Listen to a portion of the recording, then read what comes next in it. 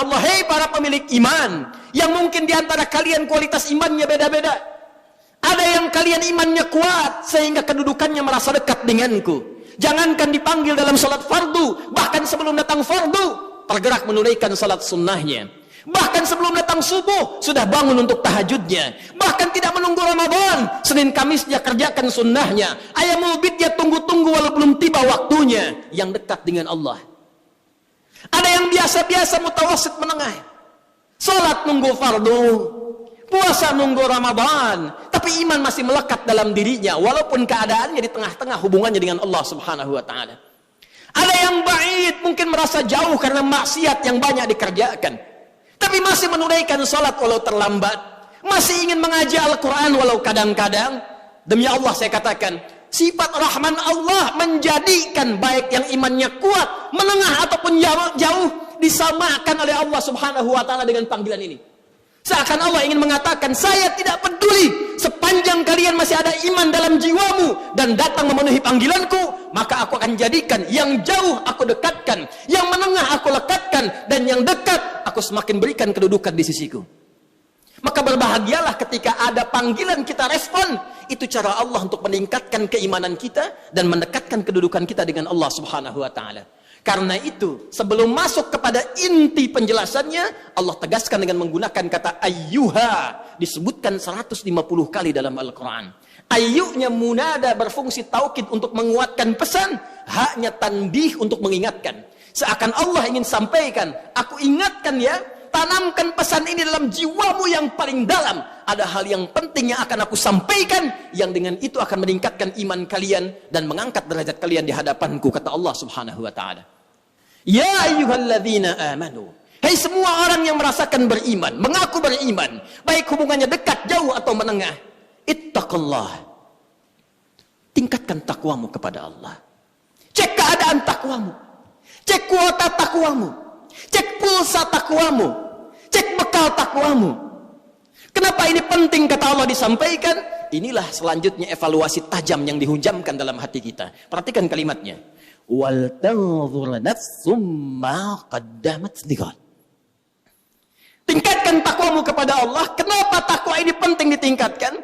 Kata Allah, coba cek diri kalian yang telah lama menjalani kehidupan.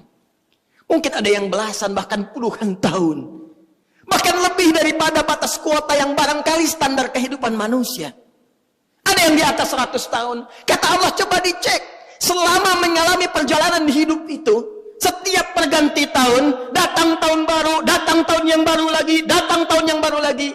Kata Allah, pernahkah terbersit dalam benakmu, dalam jiwamu, persiapan untuk menyongsong datangnya ghad? Pagi ini sebelum Jumat, saya ingin menguatkan informasi seputar ayat ini. Satu ayat saja. Saya baca 4 kitab tafsir tadi pagi. Dari mulai Tafsirul Quranil Azim karya Ibnu Katsir rahimahullah, Mafatihul Ghaibnya Ar-Razi, Al-Kasyafnya Zamakhsyari, sampai Tafsirul Wasitnya Muhammad Sayyid Tantawi. Demi Allah kami katakan, dari 4 kitab tafsir ini semuanya satu kata dalam menafsirkan ayat ini, dan tidak ada ikhtilaf, perbedaan pendapat di kalangan para ahli tafsir. Semua mengatakan yang dimaksud dengan ghad di sini yaumul qiyamah. Yaumul qiyamah. Tibanya hari kiamat. Tibanya hisab kita di hadapan Allah Subhanahu wa taala.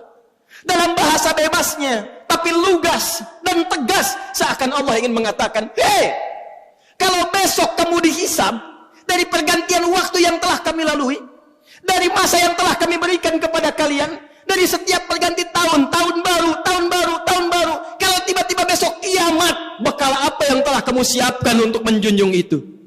Bekal apa yang telah kamu hadirkan untuk menghadapi hari kiamat itu?"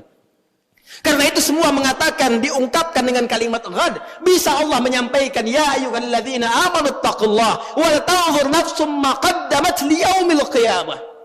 Tapi kenapa Allah mengatakan ghad yang dalam bahasa kita diartikan besok? Semua ahli tafsir mengatakan litaqrib, untuk menghunjamkan ke dalam jiwa kita rasa seakan itu, bayangkan kiamat kalau besok terjadi di hadapan kita. Bekal apa yang kita bawa? Duhai Anda yang hadir di Jumat ini, yang telah menghasilkan dan mengumpulkan dari sekian banyak waktu yang Allah berikan kepada Anda, ragam harta benda yang sudah Anda koleksi, rumah yang luas, kendaraan yang begitu membentang dengan ragam yang sangat luar biasa, pakaian yang bagus-bagus, perhiasan yang melekat di tubuh. Demi Allah saya katakan, kalau Anda wafat di hari ini, bagaimana hisab Anda di hadapan Allah Subhanahu wa taala?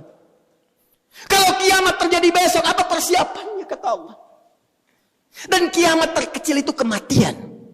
Kiamat terkecil kematian. Quran surah ke-32 di ayat ke-11. Qul yatawaffakum malakul mautil ladzi wukkila bikum.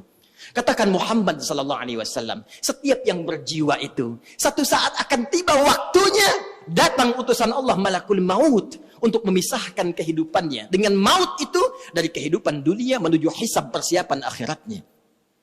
Dan semua ulama sepakat kiamat terkecil. Kiamat kecil itu ya kematian. Jadi kalau kita kembalikan pada diri kita, para ulama selalu mengajak kita untuk bermuhasabah. Jangankan datang tahun baru, ganti tahun lagi, ganti hari lagi, setiap hari. Ayat ini mengatakan, kalau Anda wafat besok, persiapannya apa? Bahkan kalau kita diwafatkan hari ini, apa persiapan hisab kita di hadapan Allah Subhanahu wa taala? Karena itu yang paling menarik, untuk menghunjamkan radungan ini dalam jiwa kita, Allah menyebutkan kalimatnya langsung dengan menggunakan kata nafsun dan bentuknya tidak menggunakan alif lam. Wal tanzur nafsum ma qaddamat lighad. Kalimat nafsunnya tidak menggunakan alif lam, nakirah. Kata para ulama tafsir, kalimatnya tidak menggunakan alif lam untuk memberikan kesan dan pesan kepada kita kalau ingin bagus dalam introspeksi. Kalau ingin benar dalam muhasabah, lepaskan dulu seluruh kecenderungan dunia kita, kemudian tanyakan pada hati kita yang paling dalam, sudah benarkah cara hidup kita sampai dengan detik ini? Itulah rahasianya kenapa di ayat ini kata nafsun tidak menggunakan alif lam. Seakan-akan Allah ingin mengatakan pada kita, coba merenung sejenak. Bukan dengan kembang api itu, bukan dengan petasan itu, bukan dengan pesta itu, tapi dengan jiwa Anda, dengan hati Anda, dengan kalbu Anda, dengan jiwa yang Allah berikan kepada kita. Cobalah kemudian sejenak saja, sepersekian menit kita diam sejenak, tanyakan pada jiwa kita, istafti qalbak. Kemana hidup kita ini? Sudah benarkah puluhan tahun saya beraktivitas? Sudah benarkah puluhan tahun ini misi yang saya emban? Sudah benarkah jalan hidup saya? Bagaimana kalau sekarang saya wafat? Saya berikan rumus cepat. Kalau ada orang masih merasa kurang nyaman, gelisah, dan khawatir bila diwafatkan, di saat itu dia merenung, ini sudah fitrah menunjukkan ada kekurangan bekal yang ada dalam jiwanya. Dan merasakan ada bekal yang kurang untuk dibawa pulang. Yang paling mencengangkan dan paling irasional, sudah tahu bekalnya kurang, sudah tahu yang kemarin itu masih banyak kurangnya, kok sisa yang diberikan masih main-main juga? Kok sisa waktu yang diberikan masih belum serius juga? Jadi kalau sampai Jumat ini, sampai detik ini, belum mampu merubah kita untuk dekat dengan Allah, Anda butuh berapa Jumat lagi? Anda butuh berapa tahun baru lagi? Apa masih senang hanya dengan urusan dunia Anda rayakan, sementara besok kita berpulang di hadapan Allah Subhanahu wa taala? Ingat akhirat bukan meninggalkan dunia, tapi ingat akhirat mengarahkan anugerah dunia yang Allah berikan kepada kita supaya ditata menjadi kepentingan ibadah. Karena itulah untuk menutup khutbah bagian pertama ini, Al-Imam Ibnu Katsir ketika membuka tafsir di ayat ini, beliau meriwayatkan dua riwayat langsung dari dua pakar hadis. Pertama, Al-Imam Ahmad dalam musnadnya diriwayatkan oleh Ibnu Jarir dari bapaknya menyampaikan satu situasi di masa Nabi sallallahu alaihi wasallam. Perhatikan dahsyatnya bagaimana para sahabat merespon ajakan dan penegasan peringatan Nabi sallallahu alaihi wasallam. Satu kali dalam keadaan kunna fi ahdi Rasulillah sallallahu alaihi wasallam, kami pada saat di masa Nabi bersama Rasulullah sallallahu alaihi wasallam sedang duduk-duduk, tiba kemudian datanglah satu rombongan yang mengenakan penampilan yang sangat istimewa. Kalau sekarang kita ilustrasikan, datang ada yang bawa Ferrari, bawa Lamborghini, bajunya bagus-bagus, perlengkapan di tubuhnya mewah-mewah. Datang, Masya Allah, Muslim. Datang ke majlis Nabi sallallahu alaihi wasallam. Tiba kemudian Nabi bangkit, menyampaikan ayat-ayat Al-Quran, dibuka dengan kalimat taqwa, ya ayyuhalladzina amanu taqullaha haqqa tuqatih wa la tamutunna illa wa antum muslimun.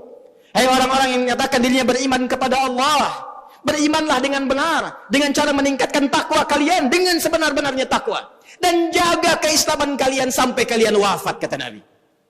Yang paling menarik, selanjutnya dibacakanlah ayat tadi, Quran surah ke-58, surah ke-59 Al-Hasyr, di ayat ke-18 tadi. Ya ayyuhalladzina amanu taqullaha wal tanzur nafsum ma qaddamat lighad wattaqullaha innallaha khabirum bima ta'malun. Hai orang-orang yang telah merasakan dirinya beriman, menyatakan dirinya beriman kepada Allah, yang ada di majlisku saat ini, kata Nabi. Hei, yang datang rombongan dengan kekayaan dunianya, dengan tampilan yang mewah-mewahnya, dan kalian yang hadir semua di sini, kata Nabi.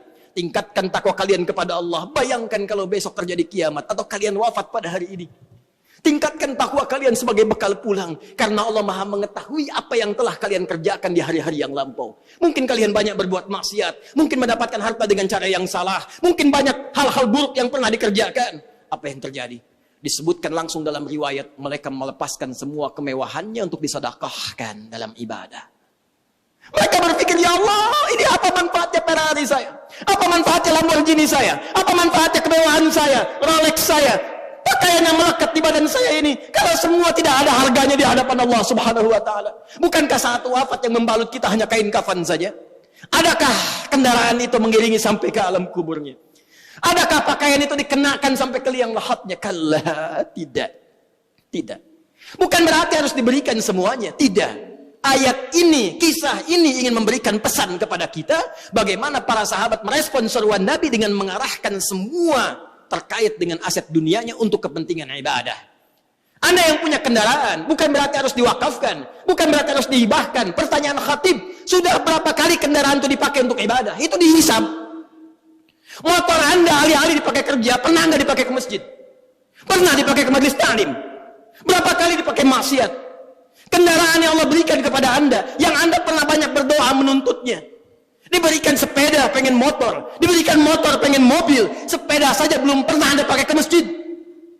Anda hanya bolak-balik pada subuh.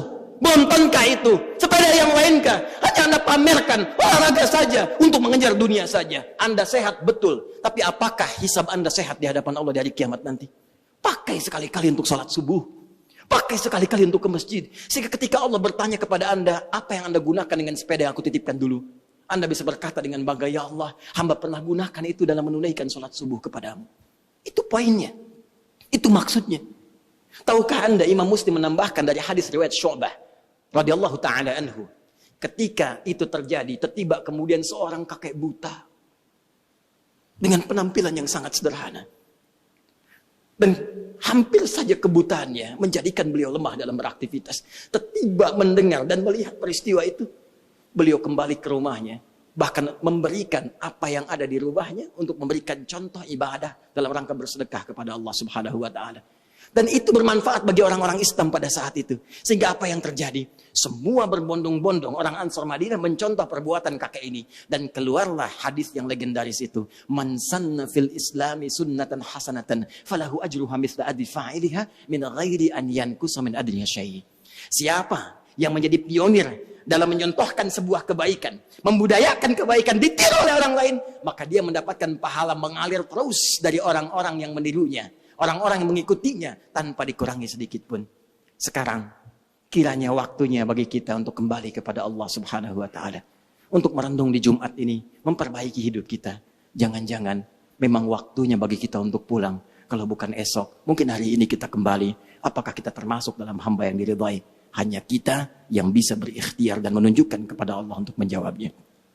Barakallahu li wa lakum fil Qur'anil azim wa nafa'ni wa iyyakum bima fihi minal ayati wa dzikril hakim wa taqabbala minni wa minkum tilawatahu innahu huwas samiul alim.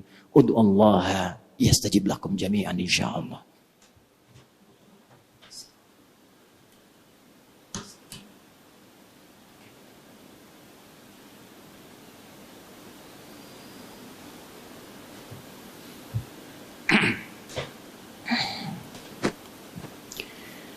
Alhamdulillah wassalatu wassalamu ala rasulillah wa ala alihi wa sahbihi wa ummatihi wa man wala amma ba'd. Saya ibadallah Usi nafsi wa iyyakum bitaqwallahi faqad fazal muttaqun. Fala tamutunna illa wa antum muslimun. Hadirin jemaah Jumat rahimani rahimakumullah. Sebagai penutup, jika Anda bertanya, bagaimana cara kami mengevaluasi diri dan menyiapkan bekal jikalau kita memang mesti dalam waktu dekat ini kembali kepada Allah, maka ditegaskan 2 kali dengan 2 kalimat serupa sebagai penegasan taukid di ayat ini dengan kalimat takwa, ittaqullah. Kata Allah, tidak ada cara lain kecuali meningkatkan takwa kepada Allah Subhanahu wa taala. Secara singkat, takwa itu 2 bentuknya. Takwa itu 2 bentuknya. Mengerjakan segala perintah Allah, 1. Kedua, berikhtiar menjauhi seluruh larangannya. 2 itu saja. Dan 2 ini punya 2 bentuk lagi. 1 terkait hubungan dengan Allah dalam bentuk ibadah ritual. Yang kedua, hubungan dengan manusia dalam bentuk ibadah sosial. Kita tarik hubungan dengan Allah seperti sholat. Bentuknya ibadah ritual. Sekarang cek sampai Jumat ini. Sudah berapa banyak aktivitas dunia kita kerjakan, bandingkan dengan pulsa akhirat kita. Berapa banyak kuantitas dan kualitas sholat kita sampai dengan detik ini. Bahkan itulah yang menjadikan sholat pertama kali dibuka dengan kalimat takwa. Dzalikal kitabu la raiba fihi hudal lil muttaqin. Siapa muttaqin ini? Alladzina yu'minuna bil ghaib wa yuqimunas shalah. Dan kalimat salatnya menggunakan alif lam shad lam wawu ta mardutah. Di atas wawu alif tegak, menunjukkan bentuk tunggal tapi memiliki makna yang banyak luas. Bukan hanya fardu saja, cek sampai dengan sunnahnya. Cek sampai dengan kualitasnya. Jangan-jangan sampai Jumat ini dari puluhan tahun kita hidup, ribuan kali ruku dan sujud, maaf, bacaan salat saja kita belum paham. Mau sampai kapan lagi? Bagaimana sholatnya bisa khusyuk kalau kita tidak mengerti apa yang dibacakan dalam sholat? Bagaimana bisa merasakan kenikmatan kalau kita nggak paham apa yang kita ungkapkan dalam sholat? Ayo kita lihat kembali dalam diri kita. Dan nanti lihat apa dan rasakan bagaimana Allah memberikan manfaat kepada kita. Kemudian perbaiki hubungan kita dengan sesama. Dalam tingkat kehidupan sosial kita. Apakah dengan orang tua, dengan pasangan hidup, dengan anak-anak, dengan tetangga. Dan lebih jauh lagi, bagaimana kita saling berbagi satu dengan yang lainnya. Dan hebatnya, tidak pernah ada Jumat terjadi di masa Nabi kecuali diketahui siapa yang duduk di sampingnya, siapa yang punya kebutuhan, siapa yang punya kekurangan. Demi Allah saya katakan, tidak ada orang kelaparan datang Jumat ketika pulang kecuali mereka telah kenyang. Tidak ada yang punya kesulitan kecuali selesai kesulitannya. Karena itu Jumat disebut dengan Jumat dari kata al-jam', bukan sekedar duduk kumpul kemudian dengan khutbah kadang-kadang mengantuk, bahkan ada yang tertidur sholat pulang. Bukan itu namanya Jumat. Kalau cuma kumpul, datang pulang, jangankan di masjid, di stadion bisa, di pasar bisa, di mall bisa. Jumat itu duduk, kumpul. Kemudian kenali siapa yang duduk di sekitaran Anda. Duduk, saling mengenal, dan saling memberikan solusi. Itulah Jumat. Karena itu waktunya disebut dengan Jumu'ah, orangnya disebut dengan Mujtama', pembahasannya disebut dengan Al-Ijtima' Al-Islami. Karena itu hadirin sekalian, mari kita tingkatkan takwa kepada Allah Subhanahu wa taala. Kita merenung sejenak, berevaluasi diri dan perbaiki sisa kehidupan kita. Semoga walaupun hari ini atau besok kita kembali kepada Allah, seluruhnya dinilai sebagai husnul khatimah.